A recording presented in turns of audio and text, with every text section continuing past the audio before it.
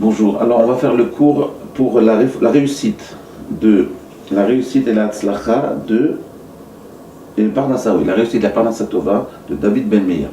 D'accord, Bezrat Hashem, qu'il ait une grande Parnassa et que le mérite du cours puisse ruisseler au-dessus de lui, sur lui. Rabbi Yosef, le ruissellement, vous connaissez ça, ce principe-là. Alors regardez, Vaïdaber Hashem El Moshe, les mots, on va faire Parashat Vaïra. Vaïdaber Elokim El Moshe, les mots. Vaïdaber Elokim El Moshe, Vaïomer Elav, Ani Hashem. Dieu il a parlé à Moshe. Regardez bien, ici il y a une grande. Il faut bien écouter les mots. Écoutez bien, on va faire une explication de texte. Vaïdaber Elokim El Moshe, Vaïomer Elav, Ani Hashem, Yudke Vavke, avec le Shem Havaya. Vaïra El Avram, El Yitzhak El Yaakov, Bekel Shakai.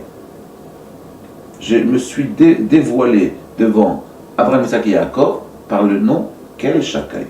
Ushmi, mais mon nom c'est Hashem, Yudke Vavke.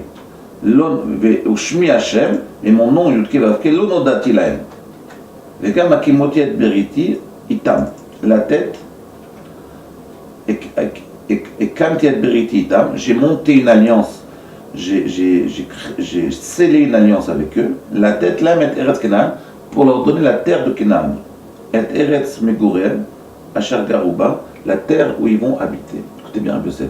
De quoi il s'agit? Vous avez remarqué ici, il y a un jeu de mots, on joue avec les noms d'Akadosh Baruch Hu. Vous avez remarqué ici, on joue avec les noms d'Akadosh Baruch Hu.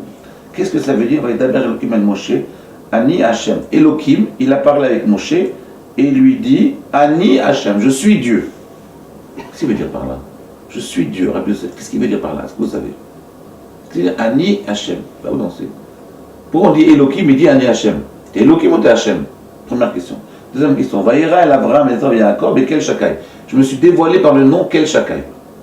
Ushmi Hashem et mon nom Hashem, Lonodati Lahem. Je ne leur ai pas dévoilé. Et donc, j'ai fait avec eux une alliance qu'ils habitent. Cette alliance, c'est d'habiter en Eretz Israël. Que le peuple juif habite en Eretz Israël. Écoutez bien, on va essayer de traduire. Rachid explique tout ça, il dit comme ça. Il y a plusieurs noms. Oui, c'est quoi les livres de Kabbale? On dit à Kabbale, les livres de Pnimiut, on va dire. Les Ashkenazim, ils disent Pnimiut, on dit Kabbalah. Kabbalah, ça fait un peu la Kabbale, mais la Kabbale, c'est-à-dire les sorcelleries. On va dire la Pnimiut. Pnimiut, c'est l'intériorité des textes de Torah. Dans la Torah, il y a les textes dévoilés, qui sont le Talmud et ce qui s'ensuit, et les commentaires. Et il y a puis des textes cachés, qui sont le Zohar et tous les commentaires de l'intériorité de la Torah. Maintenant, regardez, les noms d'Hachem, on les étudie, la différence entre les noms d'Akadosh Baruch Hu. Il y a plusieurs noms, il y a Elokim, il y a Yudke Vavke, il y a Kel, il y a Shaka, il y a Ki, Ashereki, il y a plusieurs noms. Rabbi Yosef. Alors ici, en fait, on nous dit comme ça, on va essayer de traduire, on dit qu'en fait, quand Akadosh Baruch Hu, il s'est dévoilé chez Abraham, Isaac et Yaakov, il a dit voilà, je suis votre Dieu. Il leur a pas dévoilé le nom Yudke Vavke.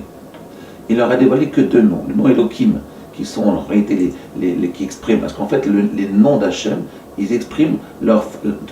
En fait, on va essayer de réfléchir là-dessus. C'est qui Akadosh Baruch Hu? Akadosh Baruch Hu lui-même, on n'a aucune notion. On n'a même pas le droit d'étudier de quoi il s'agit. Akadosh Baruch Hu, il est au-dessus de tout, c'est lui le créateur du monde, il s'est rétracté pour laisser un espace libre pour pouvoir permettre à l'homme d'avoir son libre arbitre. Et il a créé la terre et l'univers. Il a créé l'univers. Il a créé l'homme. Mais pour que l'homme puisse avoir un libre arbitre, il a dû se retirer un petit peu. Ce qu'on appelle le tzimtzum, il s'est retiré. Maintenant, qu'est-ce qu'on nous on perçoit du divin? On ne perçoit que ces expressions. Les expressions, elles ont un nom. En réalité, quand nous on parle d'Akadosh Baruch Hu, on parle des expressions d'Akadosh Baruch Hu, de la façon dont on le définit, de la façon dont il s'exprime, dont on le perçoit. Par exemple, à Abraham, Isaac et Yaakov, il n'a pas dévoilé le Shem Yudke Vavke. Il a dévoilé quel nom? Le Shem Elokim. Elokim, ça signifie, le nom Elokim signifie les forces de la nature. Vous voyez? Par exemple, la nature, Elokim, Ha-Elokim, c'est les mêmes lettres en Gematria que nature, que Teva. Non, Elokim, c'est les mêmes lettres que Ha-Teva. C'est la même valeur numérique que Ha-Teva. Teva, c'est la nature. Donc, les forces de la nature, elles sont exprimées par le Shem Elokim, les forces de la nature. Pour ça, le Nefesh Chaim, il dit dans Raphaël Volojnan, il dit dans le Nefesh Chaim, au tout début. Maintenant, regardez bien. C'est quoi le Shem? Alors Elokim, c'est les forces de la nature. Maintenant, il dit comme ça. comment Akadosh Baruch Hu, il s'est dévoilé devant Abraham, devant les patriarches, Abraham, Isaac, Jacob. Il leur a dit, voilà, je m'appelle Kel Shakai. Mais le nom Yudke Vavke, je ne l'ai pas dévoilé. Non, c'est quoi le nom Yudke Vavke? Le nom Yudke Vavke, en réalité, c'est le nom qu'il a dévoilé en premier à Moshe Rabbeinu. À Moshe Rabbeinu, il dit, voilà, c'est ça Yudke Vavke, c'est le nom avec lequel je me dévoile sur toi, pour toi, et c'est un nom qui a une le dévoilement du nom Yudke Vavke, le dévoilement d'Akadosh Baruch Hu avec le nom Yudke Vavke est plus élevé que le dévoilement qu'il y a avec Abraham, Isaac et Jacob. Alors je vais dire pourquoi. Qu'est-ce que ça veut dire? On va redire ça. Quel Shakai en réalité, ça veut dire, si vous voulez, c'est le nom qui va exprimer, qui va dévoiler la promesse qu'Akadosh Baruch Hu a fait aux patriarches. Aux patriarches, il leur a dévoilé qu'une promesse. Il leur a dit, voilà, je vais vous donner une terre dans quelques centaines d'années. C'est tout. Et Abraham, Isaac et Jacob, ils ont cru. Ils n'ont jamais posé de questions. Ils ne se sont jamais interrogés sur la véracité des paroles du divin. Jamais. Et c'est ça qu'il veut dire à Akadosh Baruch Hu Moshe. Il lui dit, tu sais, eux, je leur ai promis plein de trucs, j'ai rien réalisé. Parce que je ne leur ai pas dévoilé le nom Yudke Vavke. Le nom Yudke Vavke, c'est le nom du dévoilement de la réalisation de la promesse. Je vais réaliser la promesse avec toi. Donc toi, je ne t'ai pas promis, mais je vais réaliser toutes les promesses que j'ai faites à Abraham, Isaac et Jacob. Je vais les dévoiler à toi.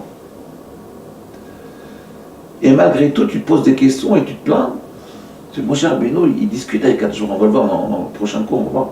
Il discute avec lui. Il n'accepte pas tout comme Abraham, Isaac et Jacob. Et il ne te rend pas compte. Eux, je leur ai promis, je n'ai pas encore réalisé. Ils se sont jamais plaints. Et toi, je vais réaliser toutes les promesses. Je suis déjà en train de les réaliser. Et tu te plains. C'est le truc. Maintenant, on va relire. Vaïdaber Elohim el Moshe. Vayomer Elav. Ani Hashem. Il dit voilà, je suis Hashem. Il dévoile son nom de dévoilement de la promesse. De Yudke Vavke. Je suis Ani Hashem. Et après, il explique. Vaera, je me suis dévoilé chez Abraham, Isaac et Jacob. Avec le nom Kel Shakai, qui est le nom de la promesse, où Akadosh Baruch Hu, il a promis des choses sans réaliser, et ils ne se sont jamais plaints. Mais le nom Yudke Vavke, je ne leur ai pas promis. Ça veut dire qu'en réalité, mon dévoilement chez les patriarches, il n'a pas été total, il a été partiel. Et malgré tout, ils ne se sont pas plaints. Okay. On va essayer de comprendre pourquoi Akadosh Baruch Hu, il a dévoilé à Abraham, Isaac et Jacob que le nom de la promesse. Pourquoi Akadosh Baruch Hu promet des trucs? Pourquoi il nous a promis il y a 200 ans avant la sortie d'Égypte qu'on allait avoir un peuple, qu'on allait rentrer en Eretz Israël? Pourquoi il fait ça? Pourquoi Akadosh Baruch Hu, est-ce que vous savez pourquoi? Pourquoi Akadosh Baruch Hu, il demande, il fait des promesses? Je vais vous dire pourquoi. Je vais vous répondre en quelques mots. On en a parlé plein de fois, mais je vais vous dire pourquoi. C'est qu'en réalité, moi je vois avec les jeunes, il faut leur faire plein de promesses. Si vous faites tout le temps, par exemple, vous avez envie de faire un peuple, et vous le faites tout de suite, l'homme il gagne rien de ça. Parce que l'homme il gagne rien du résultat. L'homme il gagne du chemin pour arriver au résultat. Donc quand vous faites des promesses à un peuple, alors le peuple il a envie de grandir, il a envie de s'approcher de toi. Mais si vous le faites rêver, en réalité, donner des promesses aux gens, c'est quelque part lui donner de l'espoir que le monde va s'améliorer. Oui. Pourquoi, par exemple, dans les civilisations occidentales aujourd'hui, il y a une grande déprime? Parce qu'ils ne voient plus l'avenir en rose. Ils voient le réchauffement climatique, ils voient qu'il y a des centaines de millions de migrants qui arrivent dans tous les pays occidentaux. Donc ils ne voient leur avenir que d'une façon obscure. Donc ils ne rêvent plus. S'il n'y a plus d'espoir, il n'y a plus de rêve. Akadosh Baruch Hu, il a fait rêver Abraham, Isaac et Jacob, et ils ne se sont jamais plaints. À partir de Moshe Rabbeinu, il va commencer à réaliser sa promesse. Il va en faire un peuple. Il va faire du Klal Israël un peuple.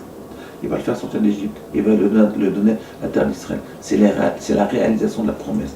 Bon, regardez bien, au niveau éducatif, au niveau pédagogique, c'est très important de ne pas commencer un projet par une promesse, par un espoir. Faire vivre un espoir. Faire créer un espoir chez les gens, chez les personnes, pour qu'ils puissent après pouvoir rêver d'un monde meilleur. À demain.